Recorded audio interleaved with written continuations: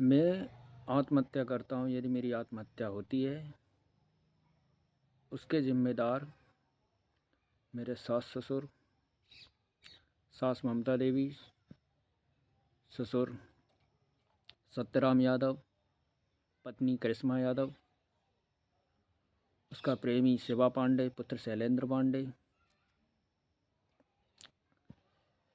मेरी पत्नी की बहन सपना यादव, मेरी पत्नी का भाई सचिन यादव तथा जांच करने पर जो भी निकले अज्ञात व्यक्ति, कड़ी से कड़ी जांच की जाए। इसमें और भी व्यक्ति शामिल हो सकते हैं मेरी हत्या के पीछे, और मेरी हत्या का प्रयास किया जा सकता है, क्योंकि रास्ते का कांटा बन रहा हूँ मैं। और मुझे आत्महत्या के लिए प्रेरित किया जा रहा है और मेरी हत्या की जा सकती है एक्सीडेंट का बहाना देकर, दुर्घटना का बहाना देकर।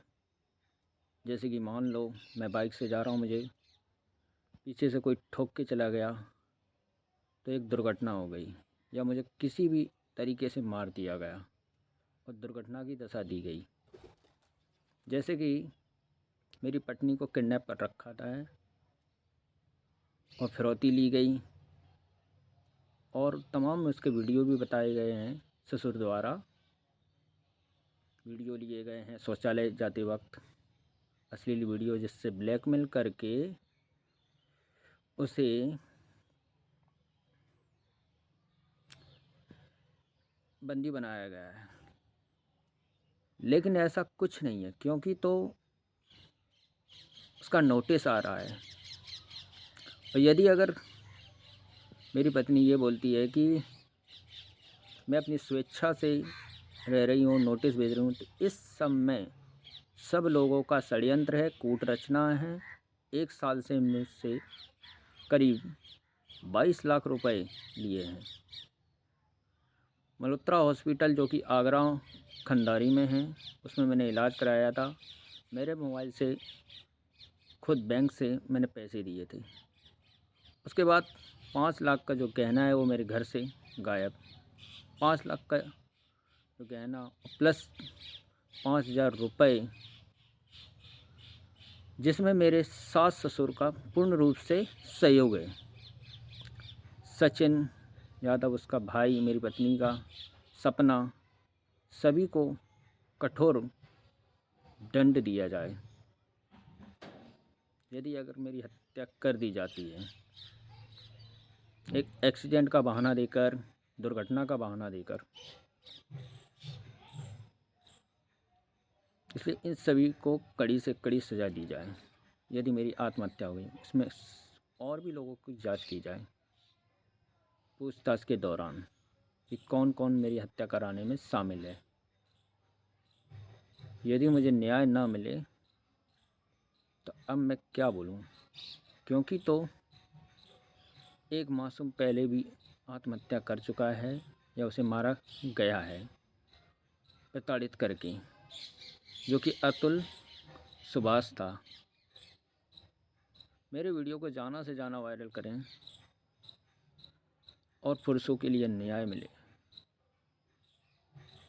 बहुत सी महिलाएं पुरुषों पर और उनके माता पिता एक धंधा बना लिया। मेरे ससुर ने 20 लाख से ज़्यादा रुपए लिए हैं। रोना आ जाता है कि मेरी छोटे से माँ नहीं है। आज मुझे 5 साल हो गए, मुझसे दूर हैं, मुझे फंसाया जा रहा है, मेरे ऊपर प्रताड़ित किया जा रहा है, झूठे आरोप लगाए जा रहे हैं। क्या इसी तरह पुरुषों का हनन होता रहेगा? आप स्वयं देख सकते हैं आंसुओं की धार। क्या पुरुष के क्या दर्द नहीं होता है? मुझे एक झूठा नोटिस भेजा जाता है जिससे मैं बच जाऊं। मेरी बच्ची के नाम पर फिरौती मांगी जाती है, कैश मांगा जाता है। मेरे ससुर 5 लाख रुपए ले चुके हैं, 1,20,000 ऑनलाइन ले चुके हैं, और शिवा पांडे और करिश्मा ने मिलकर या दबाव में आकर जो कुछ भी हो उनसे पूछा जाए। यदि मिलकर हैं तो ठीक है, तो उन्हें दंडित किया जाए, कठोर कारावास किया जाए सब लोगों को। करिश्मा ने अपने अकाउंट में 50,000 डलवाए या फिर डाले गए, जो कुछ भी हो, उसने दबाव में आके मांगे, और दबाव में आके नहीं मांगे हैं तो दोनों मुलजिम हैं, शिवा पांडे और पत्नी करिश्मा और मेरी सास ममता देवी जी। मेरे वीडियो को इतना वायरल करें कि जिससे मुझे न्याय मिले। मेरी हत्या का भी षड्यंत्र रच चुके हैं, क्योंकि तो मुझे झूठा नोटिस भेजकर मुझे औरैया बुलाया गया है, और जिससे मेरी हत्या की जा सके। मेरी पत्नी को मैं लेके आया था, मैंने घर पे छोड़ा और मैं पिताजी से मिलने चला गया। जब वापस आया तो मुझे मेरी पत्नी घर पर नहीं मिली तो मुझसे एक छोटी सी गलती हो गई कि मैंने अपने ससुर पर ट्रस्ट कर लिया, भरोसा कर लिया, विश्वास किया। मेरे ससुर ने छल किया, कूट रचना रची। मेरी पत्नी को किडनैप किया गया था और मैंने पुलिस से भी गुहार की है इस संबंध में। काफ़ी बार मेरी पुलिस से गुहार की है, लेकिन पुलिस ने मेरी का कहना है कि तुम्हारे ससुर कुछ और कह रहे हैं, लेकिन मेरे सास ससुर अन्य व्यक्ति भी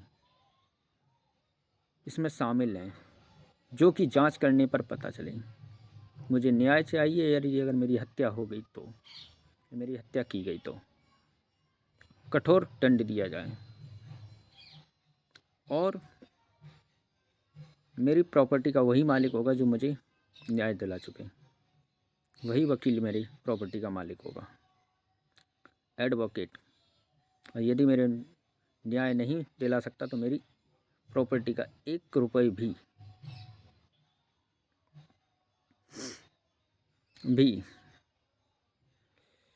नहीं बचे, अर्थात का कोई हकदार नहीं होता है। जितना भी रुपए है उसे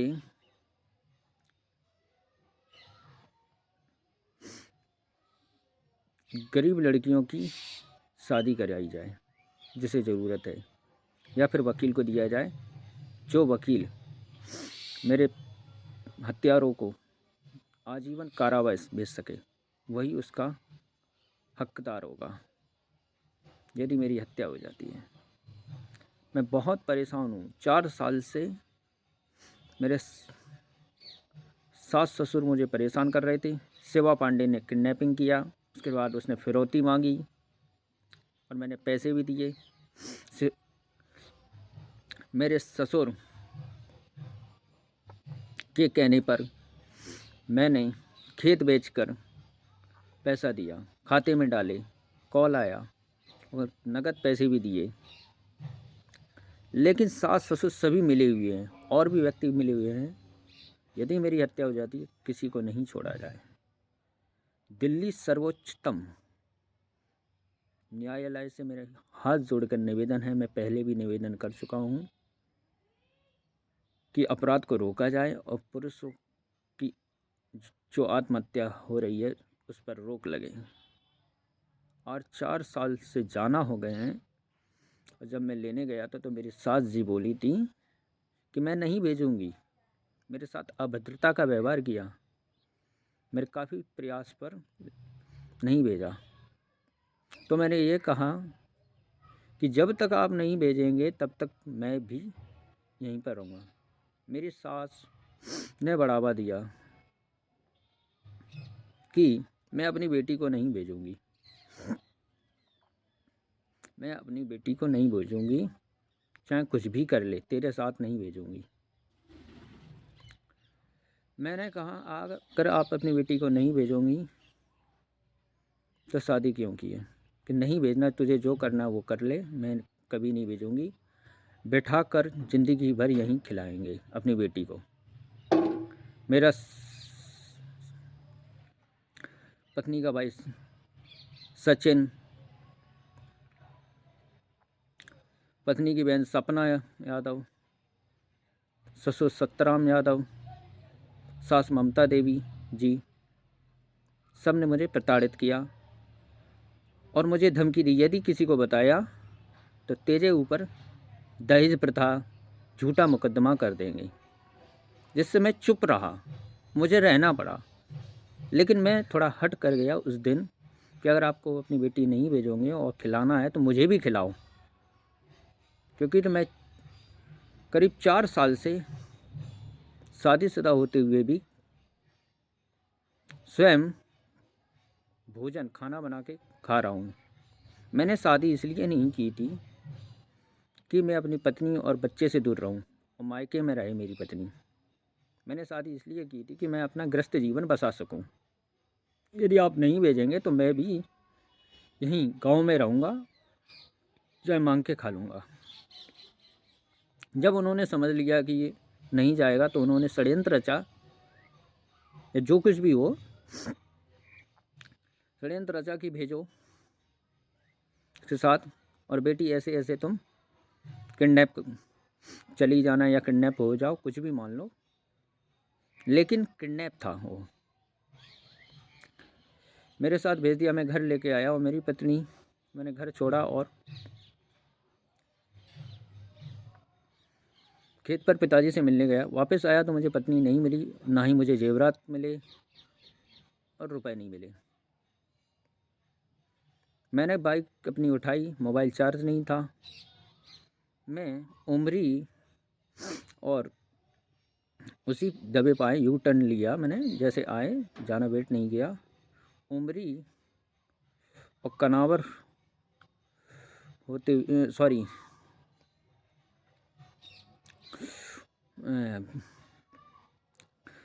जो कि एक रास्ता मेरे पीछे से मंदिर पथवरिया माता है, सोना होते हुए, कनावर होते हुए, पांडरी रोड और बकीवर होते हुए भरतना को जाता। तो रास्ते में मैंने कॉल किया, मोबाइल चार्ज करके मुझे ध्यान आ गया और मेरे ससुर ने कहा इंतज़ार कीजिए, हम वहीं आ रहे हैं। बस मेरे, तो उन्होंने भरतना में रोका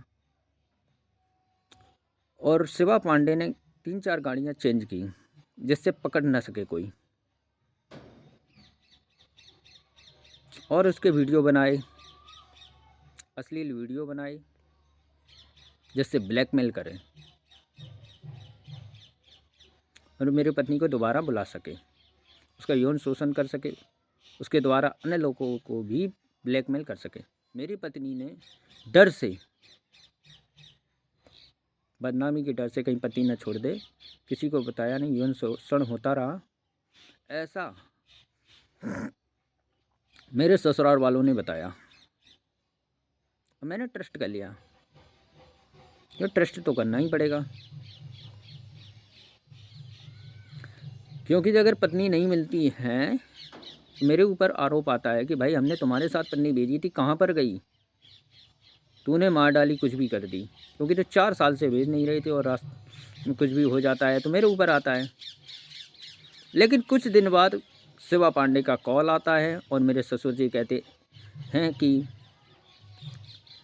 शिवा पांडे ने बंदी बना रखा है। उसके वीडियोस, फोटोज से शौचालय जाते वक्त उसके अश्लील फ़ोटोज़ वीडियोज़ ले लिए और ब्लैकमेल करके उसे कहीं बुलाया, उसके साथ यौन शोषण किया, उसके वीडियो बनाए, फ़ोटोज़ बनाए और ब्लैकमेल करके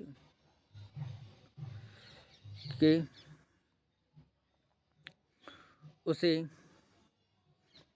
अपने दबाव में रखा और अपने मोबाइल से शिवा पांडे को कॉल किया, और सॉरी, शिवा पांडे ने मुझे कॉल किया। बात को सुनिए, शिवा पांडे ने मुझे कॉल किया, जो कि मेरे पास रखा है। उसने वॉइस कॉल किया, स्नैपचैट किया, ऑनलाइन कॉल किया, स्नैपचैट, वॉइस कॉल, इंस्टाग्राम आदि ऑनलाइन वॉइस कॉल होता है, जो कि रिकॉर्ड नहीं कर सके, जिससे कि मैं रिकॉर्ड नहीं कर सकूं। मेरे पिताजी की डेट 28/6 को हुई थी उसका कॉल मुझे 7 तारीख को आता है, 5 तारीख को आता है और 15 तारीख को आता है आखिरी कॉल, जिसमें करिश्मा दवाओं में आके बोलती है, क्योंकि तो उसके पास वीडियोस थे, उसने धमकी दे रखी थी बेटी को मार दूंगा।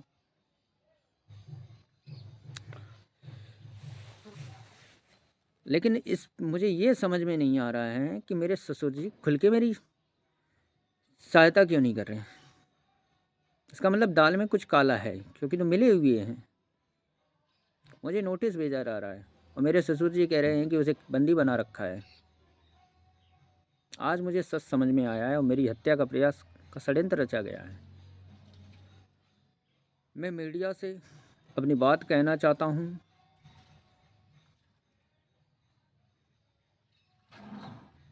कि मेरे सास ससुर किसी को नहीं छोड़ा जाए, और जितने भी व्यक्ति इसमें पाए जाते हैं, अज्ञात व्यक्ति पाए जाते हैं, कोई भी हो, कोई नहीं बचना चाहिए। मेरी हत्या का प्रयास किया जा सकता है।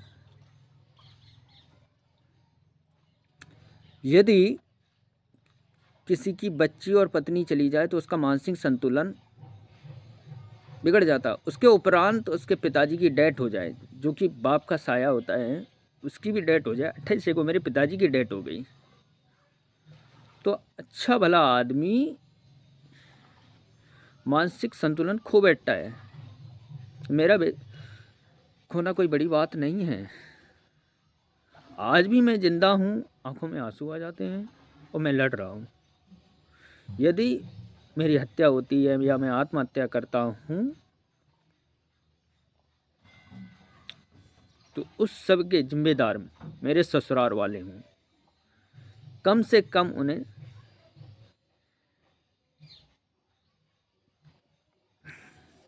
आजीवन या 10 साल की सज़ा की जाए और जुर्माना लिया जाए। 22 लाख रुपए खर्च किए हैं।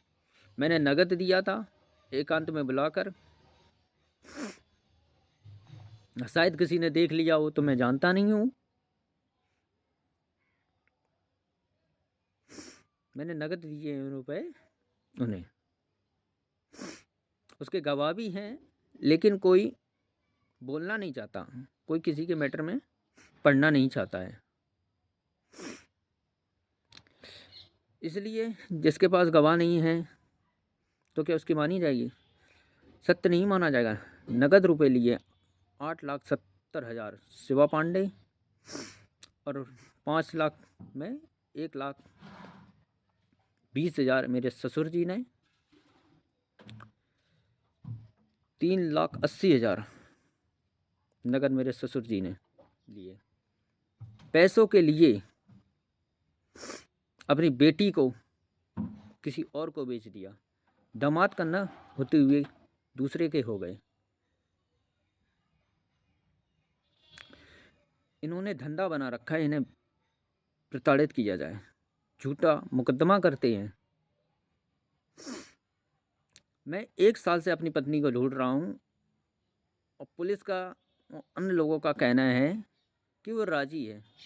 जब राजी है तो नोटिस किस लिए आता है फिर? क्या ज़रूरी है तलाक लेने की? साथ में रहें। आवश्यकता क्या है तलाक लेने की? और पुलिस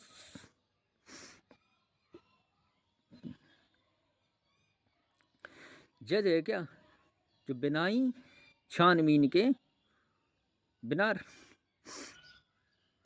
पुरुष की सुनी हुए, पति की सुनी हुए अपराधी को स्वतंत्र घूमने देती है और पत्नी को भी स्वतंत्र घूमने देती है? और मेरे द्वारा कई बार कंप्लेंट की गई, मेरी पत्नी को बंदी बनाया गया है, किडनैप किया गया है, लेकिन मेरी एक नहीं सुनी जाती है। मैं करीब 1 साल से मैं थाने के चक्कर काट रहा हूँ और उल्टा मुझे परेशान किया जाता है पुलिस द्वारा, पुलिस प्रशासन द्वारा। और कल 13 जनवरी 2025 13 जनवरी 2025 को मेरे पास नोटिस आता है कि तलाक के लिए हाजिर हो। जब तलाक का नोटिस इसलिए दे रहे हैं कि अब जब बस नहीं चल रहा है मेरे ऊपर तो दूर हो जाएं, और पैसे इससे ले चुके हैं 22 लाख रुपए। इतने दिन से तलाक का नोटिस क्यों नहीं भेजा? और जो भ्रष्ट वकील हैं उनके खिलाफ भी, जो ऐसे लोगों का सहयोग देते हैं, उनके विरुद्ध भी कार्रवाई की जाए, उनका वकालतनामा खारिज किया जाए। बिना सत्य जाने केस लड़ते हैं। पत्नी ने कह दिया, आपने उसका केस ले लिया, और इतने दिन से मेरी पत्नी ने क्यों नहीं भेजे? अगर उसकी मजबूरी है तो स्पष्ट कहे, अन्यथा सबको जेल भेजा जाए। सब ने कूट रचनाएं रची हैं इसमें, जो हैं, चाहे वकील हो, कोई भी हो। और नहीं तो शासन से मेरी और न्यायालय से मेरी प्रार्थना है कि मुझे फांसी दी जाए अगर मैं गुनहगार हूं तो, क्योंकि तो मैं आत्महत्या तो कर नहीं सकता हूं, लेकिन कब तक मैं सब्र रखूं? अतुल ने तो ये कह दिया कि भाई मेरी अस्थियों को गटर में बहा दिया जाए, और मेरी यह प्रार्थना है न्यायालय से कि यदि मुझे न्याय नहीं मिलता है तो मुझे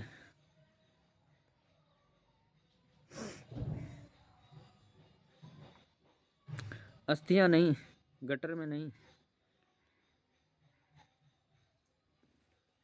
क्या मेरे पास कहने के लिए शब्द नहीं है, क्योंकि अतुल ऑलरेडी कह चुका है कि मेरी अस्थियों को गटर में बहा दिया जाए, और मुझे नहीं। और मेरे समझ में नहीं आ रहा, क्योंकि मेरा मानसिक संतुलन ठीक नहीं है। मुझे प्रताड़ित किया जा रहा है मेरी पत्नी द्वारा, सास ससुर द्वारा, अन्य व्यक्तियों द्वारा। समझ में नहीं आ रहा है मेरे क्या करें। लेने जाता तो मेरे साथ भेजते नहीं है कि अभी ठंडी है, अभी नहीं भेजेंगे। मेरे पिताजी लेने जाते हैं, मेरे भाई, बड़े भाई नरेश भाई लेने जाते हैं, पिताजी सहित मैं लेने जाता हूँ। मेरे पिताजी का सदमे से स्वास्थ्य बिगड़ गया और उनका स्वर्गवास हो गया 28/6 को 2024 को। और मैं बिल्कुल अनाथ हूँ, कोई नहीं है। क्योंकि तो कोई किसी की मदद नहीं करना चाहता, कोई किसी के मैटर में नहीं पढ़ना चाहता है, विरोध नहीं लेना चाहता है। गवाह भी हैं तो विरोध कोई लेना नहीं चाहता है। इसलिए मेरे न्यायालय से मेरा निवेदन है, जिसके पास गवाह ना हो तो स्वयं उसकी सुनी जाए। आंखों से आंसू आने बंद हो गए हैं। करीब 4 साल हुए। घटना यह है, मैं अपनी लाइफ की पूरी स्टोरी बताता हूँ। मेरे भाई जो मेरे से बड़े हैं, वो यहाँ पर पढ़ते थे।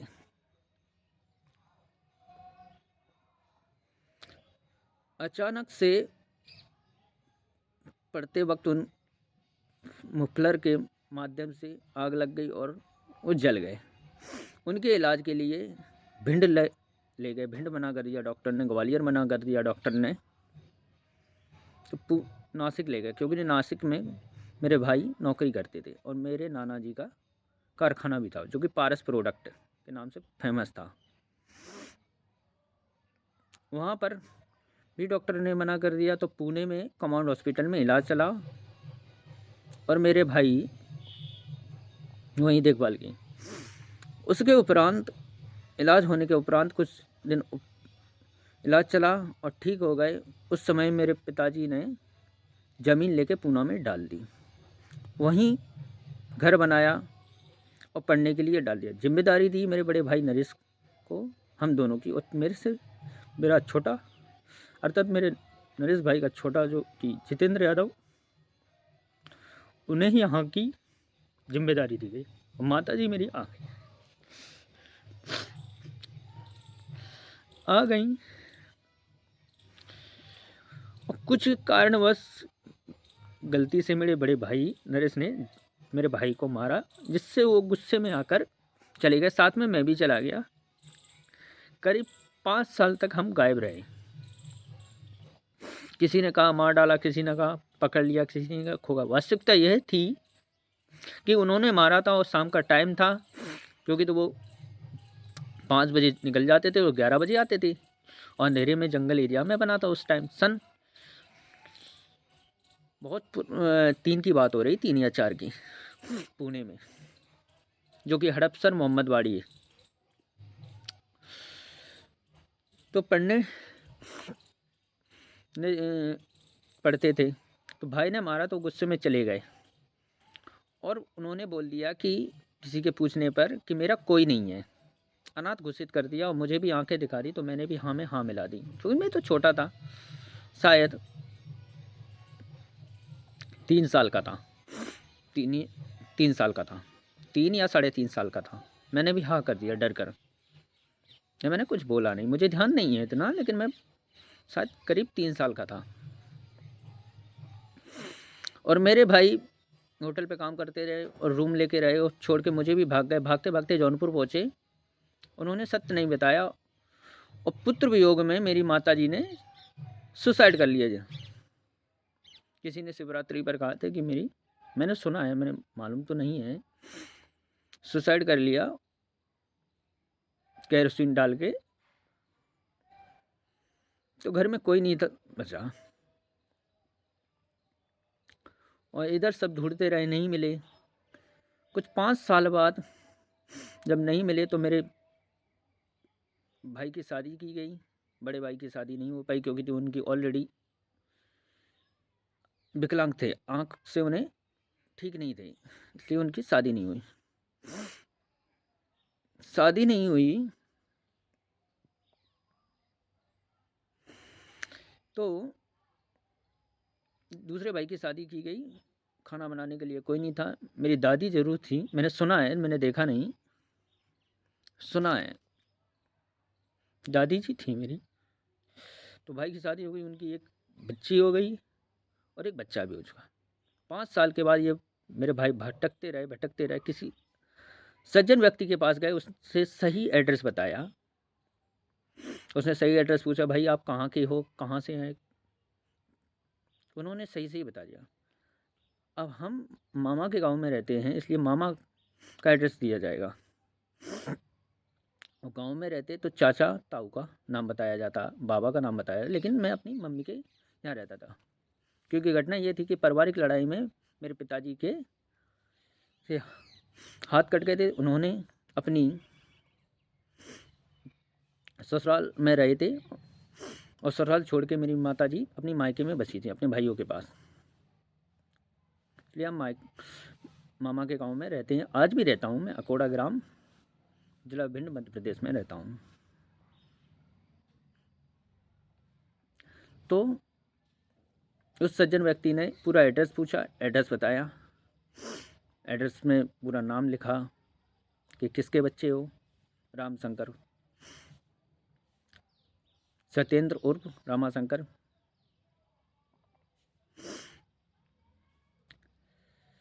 पुत्र रामशंकर, ग्राम अकोड़ा, जिला भिंड, मध्य प्रदेश। तुम्हारे मामा का नाम बताया, सबका नाम बताया। उसने पूरा एड्रेस लिया और चिट्ठी लिखी कि ऐसे फलाना बच्चा फलाना नाम बता रहा है, यदि आपका बच्चा हो। पिता का नाम रामशंकर बता रहा है, मामा का नाम रवेंद्र, राजेंद्र,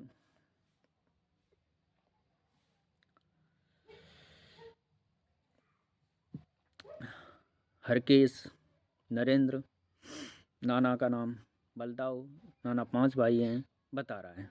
यदि आपका बच्चा हो तो ले जाएं, ये मेरा नंबर है। उस पर नंबर भी डाला और नहीं हो तो कोई ऐतराज़ नहीं।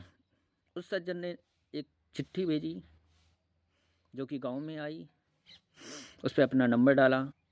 फिर उनके पास गए, वो मिले। उसके दौरान उनसे पूछा गया कि उन छोटा भाई तुम्हारा कहाँ है। तो वो मेरे भाई तो मुझे लेके आए थे पुणे से। उन्होंने मुझे कुछ दिन होटल पे काम किया। उसके उपरांत मालेगांव जो कि नासिक में स्थित है। नासिक में स्थित है, वहाँ पर दरे गाँव हैं। दरे गाँव में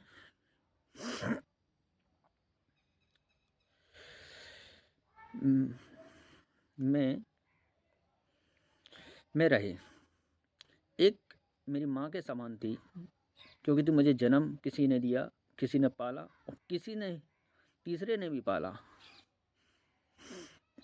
अक्का बाई के नाम से, नाम नहीं आ रहा है वैसे, अक्का बाई। और मैं छोटे में उन्हें मौसी जी, आंटी जी बोलता था। जो मैं केंद्रीय विद्यालय में पढ़ा था, लेकिन मैं नहीं पढ़ पाया। मेरा जीवन संघर्ष से ही बहुत संघर्ष युक्त रहा है। और कुछ बातें मैं छुपा रहा हूँ, वो मैं सब बताऊंगा, क्योंकि तो मैं संक्षिप्त में बता रहा हूँ, इसलिए मैं छुपा रहा हूँ। तो दरे गाँव में रूम लेके रहने लगे। रूम पे मुझे छोड़ के मेरे भाई चले गए, और जो कि रूम मालकिन अक्का बाई थी, उनके 2 बच्चे दीपक और किरण अहिरे, दीपक अहिरे, किरण अहिरे, जो कि आप पता भी कर सकते हैं, दरे गाँव में किरण अहिरे और दीपक अहिरे हैं। और अक्का बाई जो कि मेरी माँ के समान थी, मुझे कभी माँ की वो नहीं होने दी, मतलब भावना। और मुझे सगे भाइयों से उन्होंने मुझे प्रेम किया, जाना प्रेम किया उन्होंने, क्योंकि तो आज भी मेरे सगे भाई हैं, लेकिन इतना विरोध नहीं ले रहे जितना उन्होंने मेरे लिया था। उसकी 2 भाई लड़के थे, एक लड़की थी जो कि शायद सपना ही है नाम, कुछ याद नहीं आ रहा है मुझे, तो काफ़ी साल हो गए हैं। और हाँ, उन दोनों का नाम है किरण आयरे और दीपक आयरे। दीपक आयरे छोटा था और किरण आयरे बड़ा था।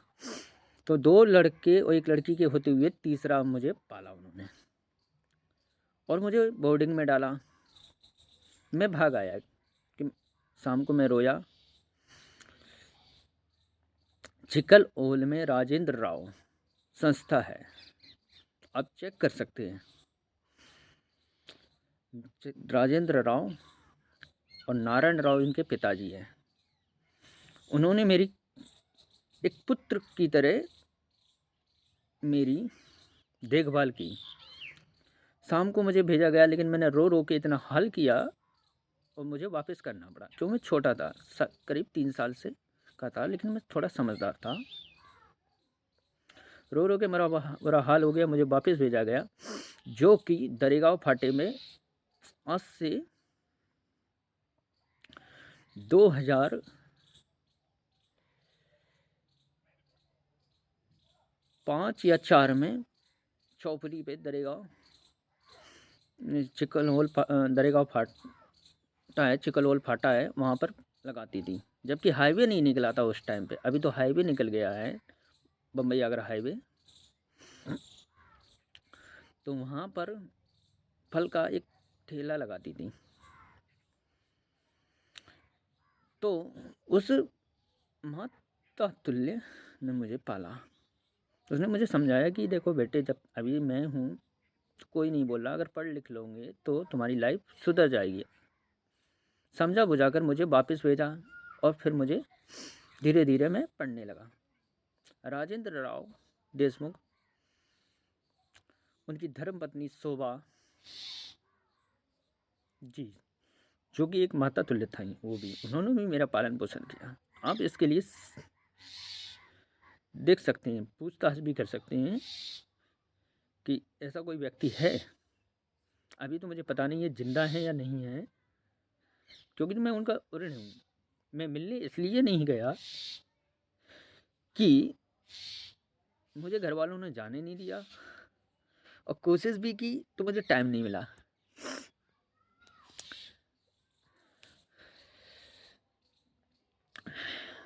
आज भी सस्ता चल रही है नारायण राव से।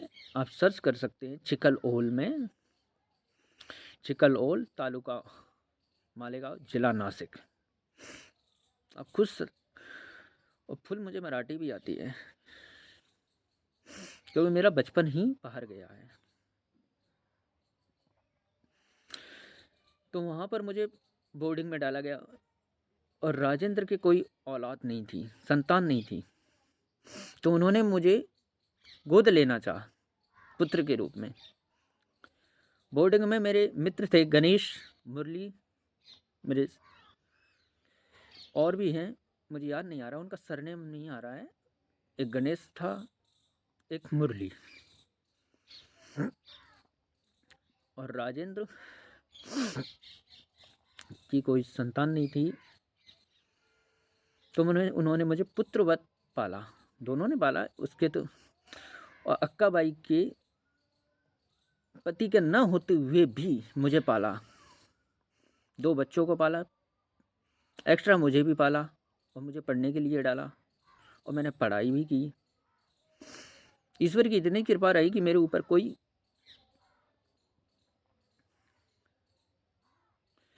बुरी संगत का असर नहीं पड़ा। आज भी मेरे ऊपर बुरी संगत का असर नहीं है। इतना सब कुछ होने के बाद मेरे फ्रेंड्स बोलते हैं कि दारू पी लो, ये पी लो, लेकिन नहीं, मैं अंडा तक को भी हाथ नहीं लगाता हूँ। हाँ, इतना है कि थोड़ी मेरे रो रो के मेरे आँखों पे थोड़ा 1 साल से प्रॉब्लम आ रही है,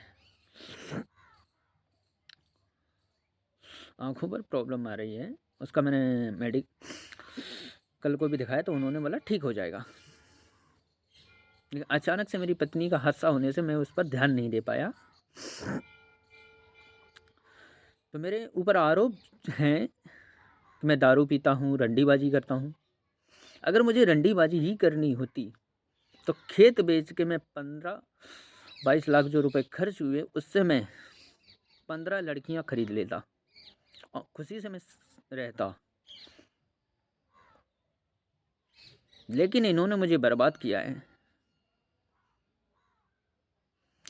इन्हें जेल दिया जाए और मेरे पैसे 22 लाख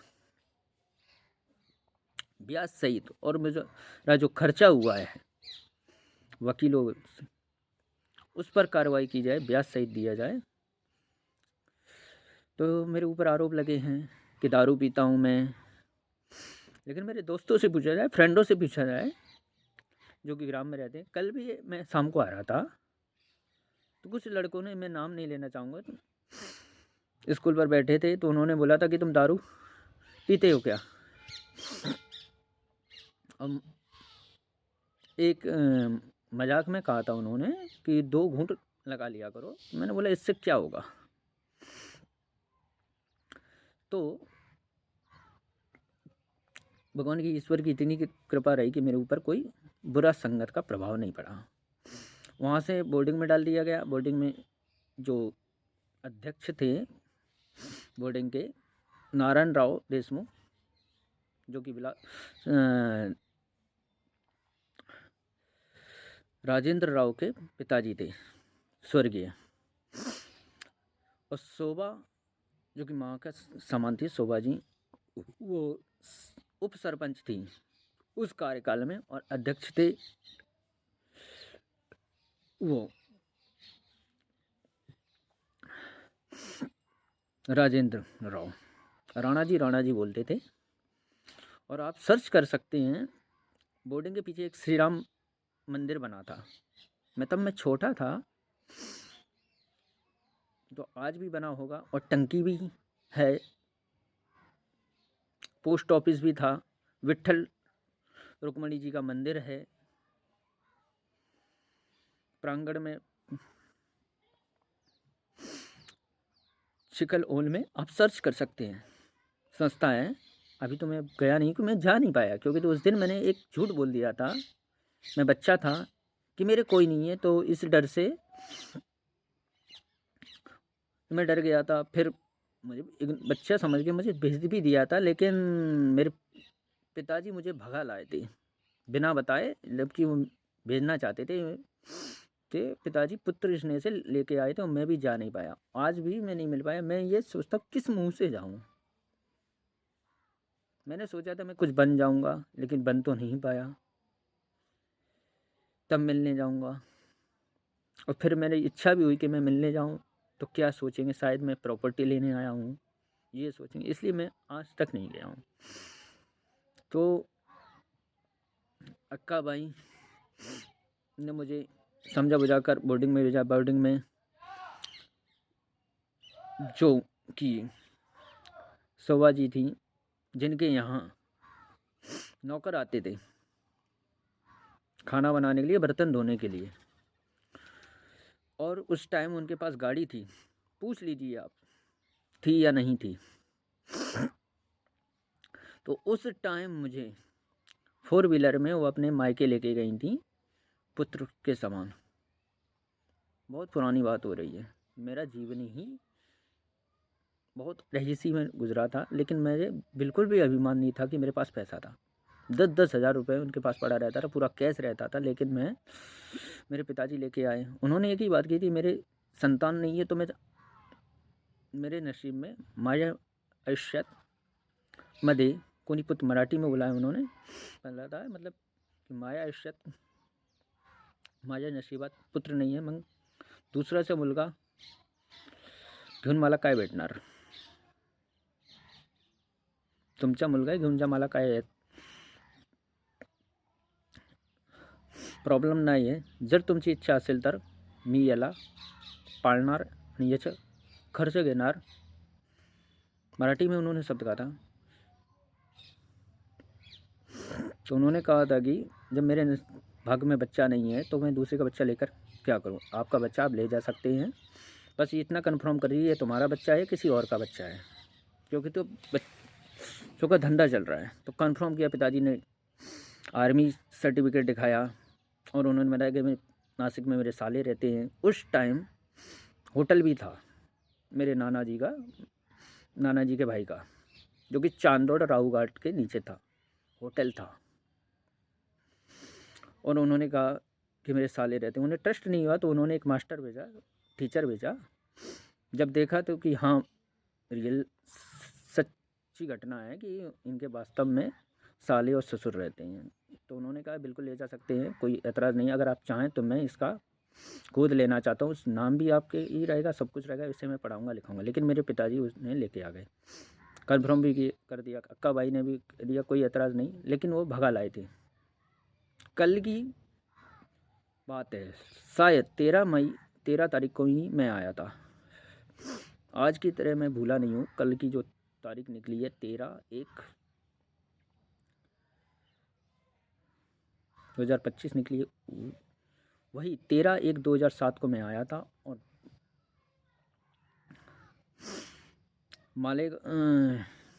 मनमाड़ से हम बैठे थे, पिताजी मुझे लेके आए थे और 13 तारीख को मैं आ गया था। मैं भूला नहीं हूँ। थोड़ी मेरी याददाश्त कभी कभी मानसिक तनाव से मैं थोड़ा भूल जाता हूँ, लेकिन ऐसा नहीं कि भूल जाओ। लेके आए, बस यहाँ पिताजी ने मेरे ऊपर पढ़ाई पर ध्यान नहीं दिया, जिससे मैं पढ़ नहीं पाया। और कुछ लोगों ने मुझे, अब मैं क्या बताऊँ, मैं कह नहीं सकता हूँ कुछ बातें जिससे कि फूटन होती है। तो मेरी पढ़ाई नहीं हुई और पिताजी ने मेरे खर्चा नहीं दिया, ट्रस्ट नहीं किया पिताजी ने मेरे ऊपर। अब जो कुछ भी है वो तो चलेगा, उनकी बात करने से कुछ मैटर नहीं निकलता है, हल नहीं निकलता है। लेकिन मेरी पत्नी को मेरा साथ देना चाहिए था, मेरे सास ससुर को मेरा साथ देना चाहिए, अभी भी साथ देना चाहिए। गलती इंसान से होती है, अभी भी मान जाए तो कुछ नहीं है, बिगड़ा नहीं है। और सेवा पांडे को जेल भेजा जाए तो मेरे बड़े भाई से पूछा कि उसको कहाँ छोड़ के आया, तो उसने बताया कि मैं दरेगांव में एक आंटी जी, मौसी जी के यहाँ रूम लेकर रहता हूँ, वहाँ छोड़ के वहाँ पता किया तो उसे तो बोर्डिंग में डाल दिया। बोर्डिंग से पता किया कि भाई हम ऐसे नहीं मिलने देंगे, जो इसने डाला उसे लेके आई। उस टाइम मेरी जो कि माँ समान थी, उनसे पूछा गया। उस टाइम वो फल का बिक्री का एक ठेला लगाती थी, मुंबई गई थी। कुछ दिन बाद वो आई तो उनसे कंफर्म किया कि यही बंदा छोड़ के गया था, कि यही दोनों भाई थे। कि उन्होंने बोला हाँ यही दोनों भाई थे, उन्होंने भी डॉक्यूमेंट्स दिखाए कि हाँ कंफर्म हो गया कि आपका बच्चा है, बिल्कुल ले जा सकते हो। इस तरह से मुझे लेके आया और मैं कोशिश भी की तो मेरे घर वालों ने जाने नहीं दिया, और उन्हें ये डर था कहीं ये भाग ना जाए। 1-2 बार मैं भागने की भी कोशिश की, कई बार मेरे साथ मारपीट हुई तो मैं चला गया। समझ नहीं थी, बालिग था, नाबालिग था, इसलिए मुझे समझ नहीं थी। मैंने प्रयास भी किए। एक बार मेरे हरिओम मामा जी ने, मैं गुस्से में भाग गया था, भाई ने मारपीट की थी, जैसे कि कुछ समय पहले बड़े भाई ने की थी, तो वो भागे थे तो मैं भी गया था। और मेरा एक हाथ जोड़ के निवेदन है सभी से कि किसी को मारना नहीं चाहिए। अगर कोई नहीं बैठ रहा है तो उसका हल करके सॉल्यूशन के, ना कि बच्चों को, भाइयों को मारना चाहिए, क्योंकि तो वो गलत कदम उठा देते हैं। क्योंकि तो कुछ साल पहले ने मेरे भाई नरेश जी ने मारा था मेरे बड़े भाई को, उन्होंने एक गलत कदम उठा दिया था। मुझे भी मारा तो मैंने भी गलत कदम उठा दिया, मैं गया। लेकिन संयोगवश उस दिन मेरे हरिओम मामा जी, जो कि नासिक में रहते हैं, उन्होंने मुझे देख लिया। वो स्टेशन पर गए थे, उन्होंने मुझे समझा कर भेजा। तो बहुत सी घटनाएं हैं इसमें। तो उन्होंने समझा बुझा कर भेजा, फिर मैं समझ गया। फिर जब मैं नहीं बना तो मैं नासिक भाग गया। घर वाले भी कहते थे काम नहीं करते हैं, तो मैं जब काम नहीं करता हूँ तो यहाँ रहूँगा नहीं, तो अब कहने में थोड़ा अच्छा भी लगेगा कि काम नहीं करते हैं। मैं चला गया। उसके बाद मेरी शादी हुई, मुझे पागल घोषित किया गया। आज भी मुझे पागल लोग कहते हैं। मुझे एक बात बताइए, सभी लोगों से मेरा हाथ जोड़ कर निवेदन है कि प्रॉपर्टी किसके लिए ली जाती है? पुरखों ने प्रॉपर्टी किसके लिए ली? इसलिए ली जाती है कि मेरा पुत्र और मेरी संतान सुखी रहे। यदि संतान ही नहीं रहेगी तो प्रॉपर्टी किस मतलब की है? पुरखों की जायदाद किसकी? और इसी तरह अगर क्राइम को बढ़ावा मिलता रहा, अपराध को बढ़ावा मिलता रहा, किसी ने रोक नहीं की, तो उसे कैसे छोड़ दें? जबकि मेरी पत्नी की कोई गलती नहीं है, गलती है मेरे सास ससुर की, जो कि उन्होंने बढ़ावा दिया। मैं लेने गया, उन्होंने भेजा नहीं। उन्होंने बोला नहीं भेजेंगे। मैंने बोला क्यों नहीं भेजेंगे? कि मेरे बड़े भाई हिस्सा नहीं देते। मैंने बोला हिस्सा नहीं देते तो क्या हुआ? पिताजी पेंशन में से नहीं देते। मेरे पिताजी से नहीं देते तो शादी किसके साथ की थी? मेरे साथ की थी या पिताजी के साथ की थी? मैं थोड़ा गलत बोल रहा हूँ, इसके लिए क्षमा प्रार्थी, लेकिन सही बोलना चाहता हूँ। शादी मेरे भरोसे की थी या आपने जेठ के भरोसे की थी, ससुर के भरोसे की थी? जब भी हम अपनी बहन की शादी करने जाते हैं या किसी लड़की की शादी करने जाते हैं, तो वो उस लड़के के भरोसे शादी की जाती है, ना कि उसके अन्य व्यक्तियों के भरोसे शादी की जाती है। और सुख तो कहीं है ही नहीं। ये उसकी एक सोच है कि मैं सुखी रहूँगी, कि ये सुखी नहीं रह सकती। सुख कहीं नहीं है, संतोष कहीं नहीं है। तो भूल जाता हूँ मैं, खुद समझ में नहीं आता क्या कहूँ क्या नहीं। हंसी भी आती, रोना भी आता है मुझे अपने ऊपर। तो सुख ढूंढने गई हैं, मुझे फंसाने का भी प्रयास किया गया है उन्होंने। अगर उसका कॉल नहीं आता सेवा पांडे का, और मेरे ससुर जी ये नहीं बोलते कि उसका वीडियो बनाया, ये तो एक चाल थी लूटने का। मुझे लूटा भी है, नगद भी रुपए लिए हैं। मैंने खेत बेच के उन्हें पैसे दिए मैंने अपने ससुर को। मेरे ससुर ने कहा शिवा पांडे ने के पास वीडियोज हैं जो कि वायरल कर देगा, जिससे करिश्मा ने दवा में आके कुछ भी किया हो। बाद में बताया कि करिश्मा को बचा लो, मेरे पास तो पैसा नहीं। तो मैंने बोला ठीक है, मेरी भी बच्ची है, मेरी भी वाइफ है, गलती इंसान से होती है। मैंने खेत बेच के इनके कहने पर ट्रस्ट कर लिया, खेत बेचा, उसके अकाउंट में डाले इनके कहने पर। उसका भी नंबर फ़ोन आया। अब ये पता नहीं कि इन्होंने फ़ोन करवाया था या उसने फ़ोन किया था। मुझे तो ये लग रहा है मेरे ससुर जी ने ही फ़ोन करवाया था मेरा नंबर देके। बाद में बंद भी हो गया, क्योंकि तो बाद में इन्होंने एक रिकॉर्डिंग भी दी है। इन्हें पुलिस थाने में प्रस्तुत किया जाए और पूछताछ की जाए, और रिमांड पे भी लिया जाए। इन जजों की वजह से कितने घर बर्बाद हो रहे हैं, और मेरी सास जी का भी। वैसे ये छोड़ने आते थे, अब की बार ने इन्होंने मुझे बुलाया। उसे भागना ही होता तो वो 3 साल से भाग सकती थी, क्यों नहीं भागी? लेकिन नहीं, इसके साथ भेज दो, इसके साथ भेज दो, और मिलेगी नहीं, ये ढूंढ नहीं पाएगा, और पूरा आरोप मेरे ऊपर जाएगा। लेकिन उसका मुझे खुद ही कॉल आ गया। मैंने यहाँ काफ़ी बार उमरी थाने गया, लेकिन मेरी किडनैपिंग की एफआईआर नहीं लिखी, मेरी 181 बंद की गई, ये बोलकर कि हम तुम्हारी एफआईआर लिख लेंगे।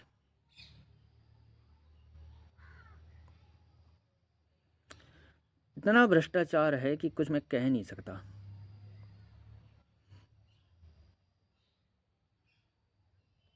मैं सिस्टम के ही खिलाफ आवाज़ उठा रहा हूँ। मतलब कि लड़कों के लिए कोई कानून नहीं है क्या?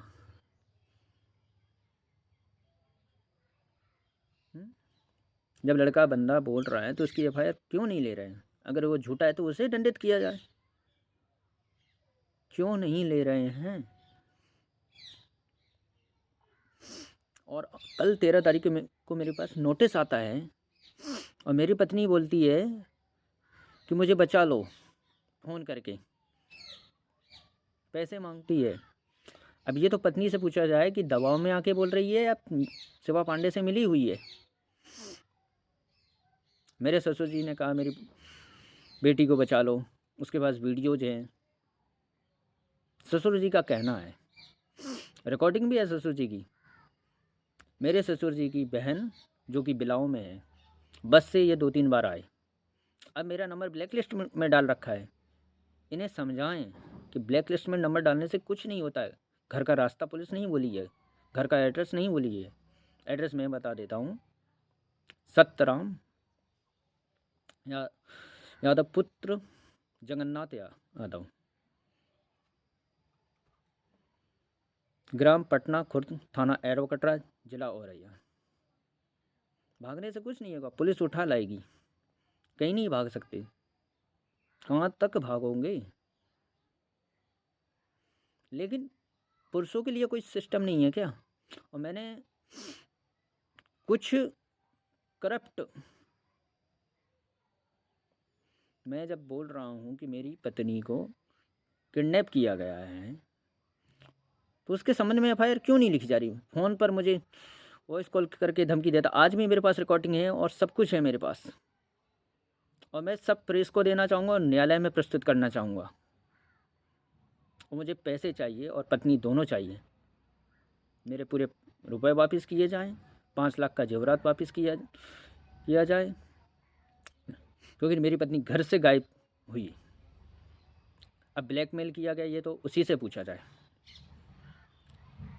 पत्नी का कहना है कि मुझे किडनैप कर लिया गया, मेरी वीडियोज़ बनाए गए, इसलिए मैं दबाव में आके बोल रही हूँ, उसका साथ दे रही हूँ, नोटिस भेज रही हूँ। क्योंकि तो अगर नोटिस भेजना ही होता तो वो पहले भी भेज सकती थी, घर पे भेज सकती थी। बेईमानी, अपनी बेइज्जती क्यों कराती? इस बात को आप पॉइंट को नोट कीजिए। अगर उसे भेजना ही होता, नोटिस पहले क्यों नहीं भेजा? लेकिन नोटिस उसने भेजा नहीं है। शिवा पांडे ने उस पर दबाव बनाया है, और मेरे सास ससुर ने हकीकत नहीं बता रहे हैं। उनसे पूछताछ की जाए, क्या घटना है? क्या लालच है? क्या प्रलोभन दिया है क्या शिवा पांडे ने? वैसे तो प्रलोभन दिया है, करिश्मा की पासबुक की चेक की जाए और शिवा पांडे की बैंक डिटेल्स चेक की जाए, तो साबित हो जाएगा। मेरा साथ क्यों नहीं दे रहे हैं मेरे सास ससुर? मेरे से बोला कि मेरी बेटी को बचा लो, खेत बेच दो, कुछ भी कर लो, मेरी बेटी को बचा लो। उसके वीडियोज बनाए गए, तो मैंने उनके कहने पर मैंने खेत बेचा। घर पर मैंने बताया नहीं ये, और सबके रोकने पर मैंने खेत बेचा। आज क्या करूं? ऐसे कब तक चलता रहेगा? अतुल सुभाष जैसे कितने ही बेगुनाहों को सजा होती रही है, मुझ जैसे बेगुनाहों को। और लड़कियों के पास पति बदलने से सती सावित्री बनती हैं, सती अनुसुईया बनती हैं, और पिता बदल नहीं सकती, पति बदल सकती हैं। पिता बदलेंगी तो दो आपकी कहलाएंगी, और पति को बदलेंगी तो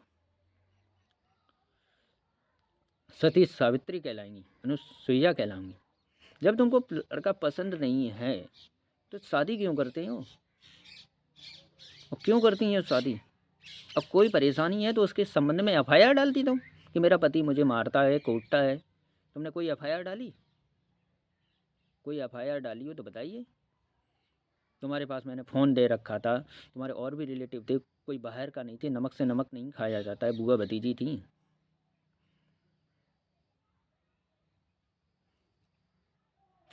बाहर का कोई होता तो ठीक है, पास में इसकी बुआ रहती हूँ, और भी सगे संबंधी थे। मैं खुद नासिक से यहाँ आने में राजधानी 11 घंटे लेती है, और मेरा रिकॉर्ड है, पूछ सकते हैं आप गाँव में, कि मैं नासिक को बाज़ार समझता हूँ, क्योंकि मेरी ज़िंदगी छोटे से ही बाहर निकल गई है।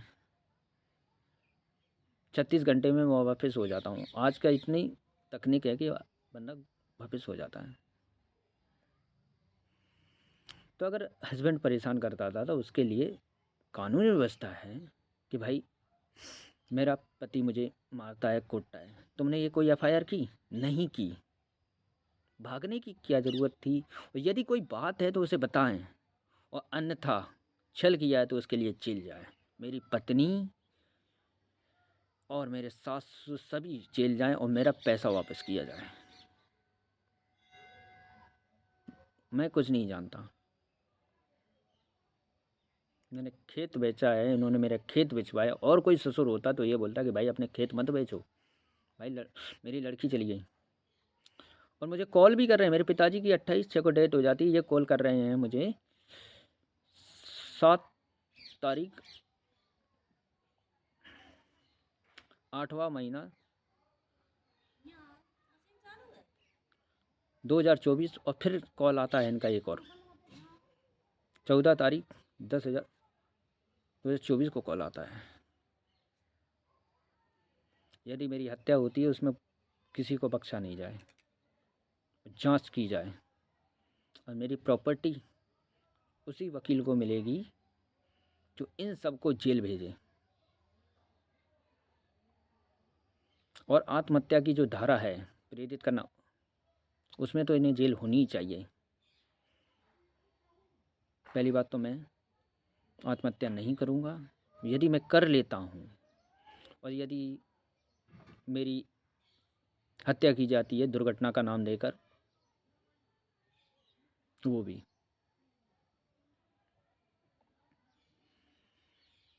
मैं बहुत परेशान हूँ। समझ में नहीं आता मैं क्या करूँ। पढ़ नहीं पाया, घर में ननद नहीं थी, सास नहीं थी।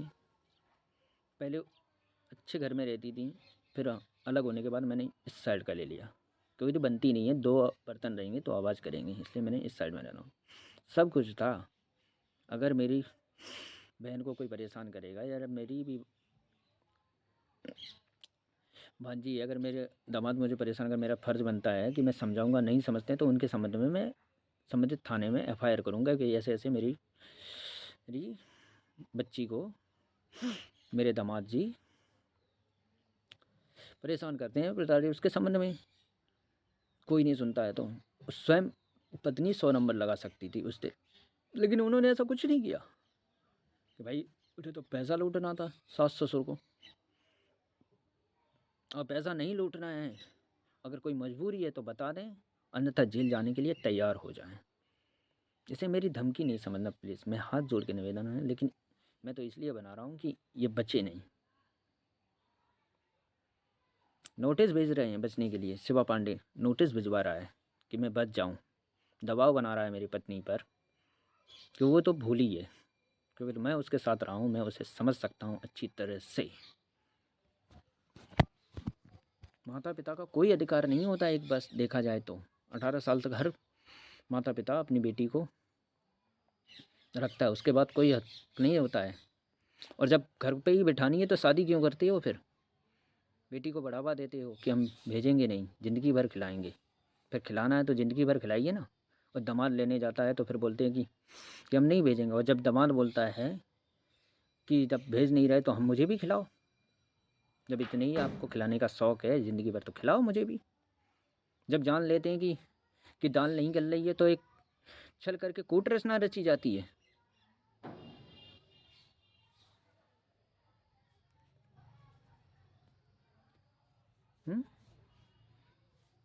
या फिर कुछ और कारण है?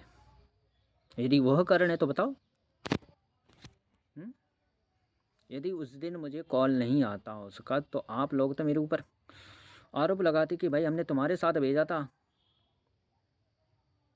तुम तो पैसा लूट रहे थे ना। चक्कर ये था, पहले भी पैसे ले चुकी थी, नकद में ले चुकी थी, और कि काफ़ी बार मैंने निकाल के दिया है पैसा। एक बार मैं वीडियो अच्छा बनाऊंगा, लेकिन मेरे ससुर मैं जब लेने गया तो उन्होंने मुझे भेजा, मेरे साथ भेजा नहीं। 2-3 बार सभी के प्रयास किए, मेरे पिताजी द्वारा प्रयास किया गया, पिताजी लेने गए, भाई लेने गए, और जब मैं लेने गया मुझे भी बोल दिया गया अभी नहीं भेजेंगे, फिर भेजेंगे, फिर भेजेंगे, बहाना बना के वापस कर दिया गया। जब नहीं भेजा तब मैंने कहा क्यों नहीं भेजेंगे, कि बड़े भाई हिस्सा नहीं दे रहे हैं। तो मैंने हिस्सा नहीं दे रहे हैं तो क्या हुआ, शादी आपने मेरे साथ की थी क्या उनके साथ, किसके भरोसे की थी? खिलाने का शौक़ है तो मुझे भी खिलाए। जब उन्होंने जान लिया तो उन्होंने षड्यंत्र रचा और मुझसे पैसे लिए। और ऐसा नहीं है तो साबित करें और मेरा साथ दें, अगर यदि कोई बात है। सेवा पांडे का सहयोग क्यों कर रहे हैं? मैं जानता हूँ, मैंने 7 फेरे लिए हैं, शादी की है।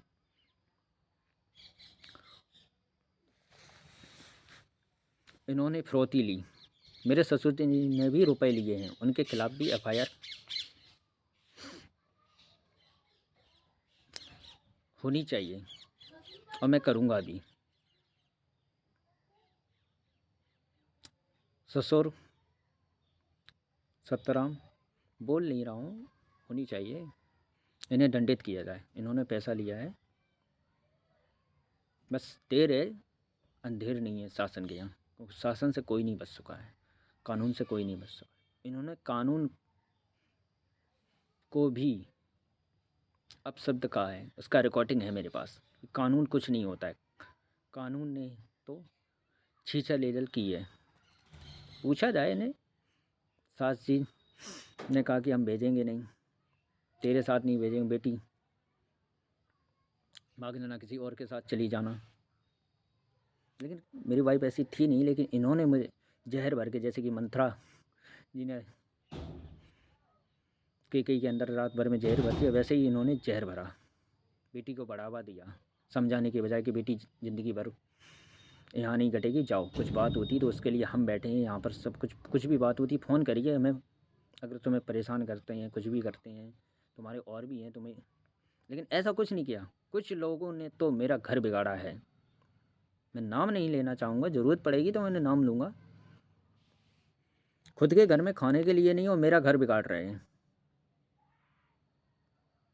खुद के घर में खाने के लिए नहीं हो, मेरे घर बिगाड़ रहे हैं। पहले अपना घर देखें।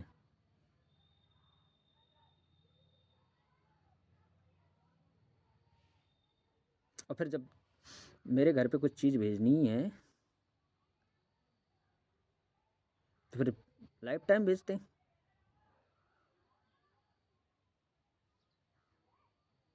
बढ़ावा दिया है, मैं नाम नहीं लेना चाहता हूँ, विरोधवश रहने दो, जो है सब ठीक है, लेकिन पहले अपने घर की देखें।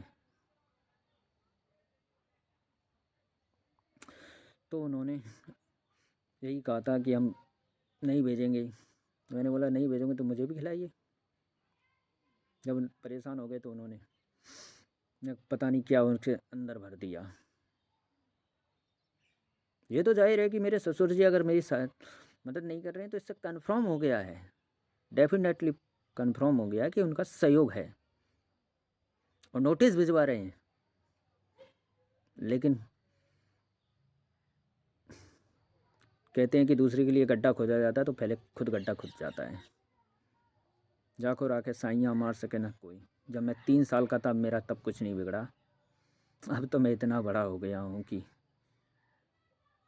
जहाँ पैर रखूँ वहाँ पानी निकल सकता है। कहने का तात्पर्य है, वैसे पैर रखूँ तो पानी तो नहीं निकलेगा, पैर टूट जाएगा।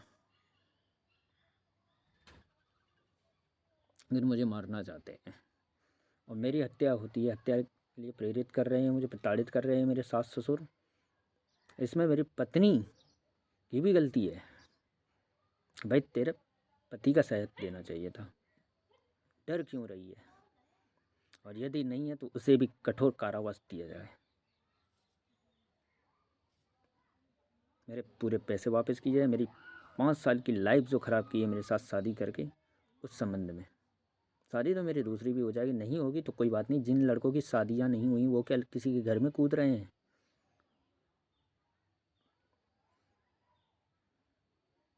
और मेरे ससुर ने कहा कि शौचालय जाते वक्त घर पे पूछताछ पर पता चला कि उसके वीडियोज़ बना ले रहे, उसे ब्लैकमेल किया।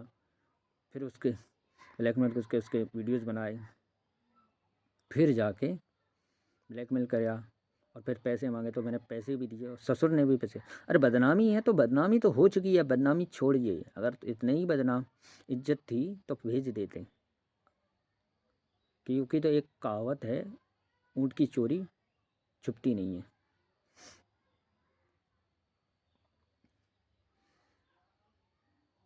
मेरे वीडियो को ज़्यादा से ज़्यादा वायरल करने का कष्ट करें।